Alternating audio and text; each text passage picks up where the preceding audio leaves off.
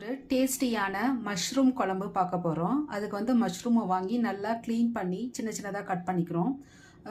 சின்ன வெங்காயம் ஒரு கைப்பிடி அளவு எடுத்துக்கணும். அப்புறம் வந்து மிளகாய் பொடி நல்லா 2 டீஸ்பூன் அளவுக்கு கொஞ்சம் மேலவே எடுத்துக்கலாம். எவ்வளோ காரம் இருக்கோ அவ்வளோக்கு நல்லா டேஸ்ட்டாக இருக்கும். தாளிக்கிறதுக்கு கருவேப்பிலை, தென் மஞ்சள் பொடி, சீரகப்பொடி ஒரு அரை டீஸ்பூனு, தென் தாளிக்க கடுகு, ஆயில், இவ்வளோ மட்டும்தான். தேங்காய் இதுக்கு வேணும். ஒரு மூடி தேங்காய் எடுத்துக்கணும்.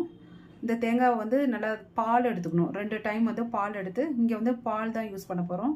இது வந்து என்னோட ஒரு நாகர்கோயில் ஃப்ரெண்டு எனக்கு சொன்னாங்க, ரொம்ப டேஸ்டியாக இருக்கும். வாங்க எப்படி செய்யலான்னு பார்க்கலாம்.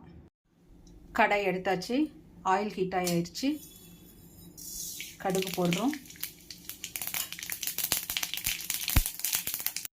கடுகு பொரிஞ்சது அடங்குனதுமே சின்னதாக கட் பண்ணி வச்சுருக்க சின்ன வெங்காயம் போடுறோம். சின்ன வெங்காயம் போட்டு நல்லா வதக்குறோம்.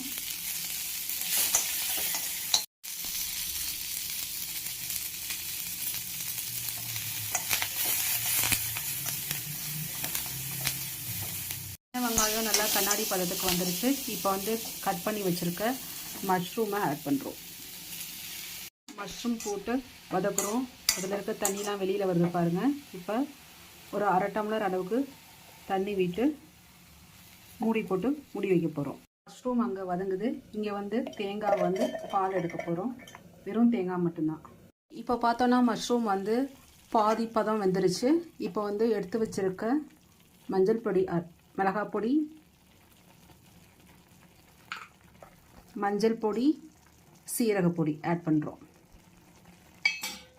நல்லா மிக்ஸ் பண்ணி எகெயின் 2 மினிட்ஸ் மூடி வைக்கிறோம்.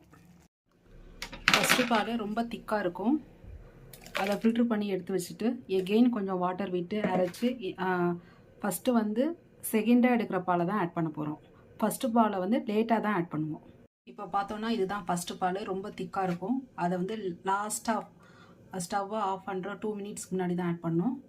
இதுதான் வந்து ரெண்டாவதாக எடுக்கிற செகண்ட் பால். இது கொஞ்சம் திக்காக இருக்காது. இதை வந்து ஆட் பண்ணி ஒரு 5 மினிட்ஸ் கழித்து செகண்ட் பால் ஆட் பண்ணி 2 மினிட்ஸில் வந்து ஸ்டவ் ஆஃப் பண்ணிட்டா டேஸ்டியான மஷ்ரூம் குழம்பு ரெடி.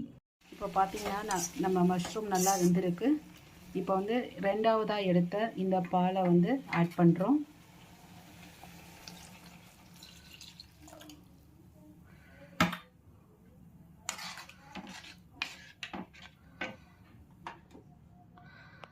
சால்ட்டு செக் பண்ண கொஞ்சம் கம்மியாக இருக்குது, அதனால்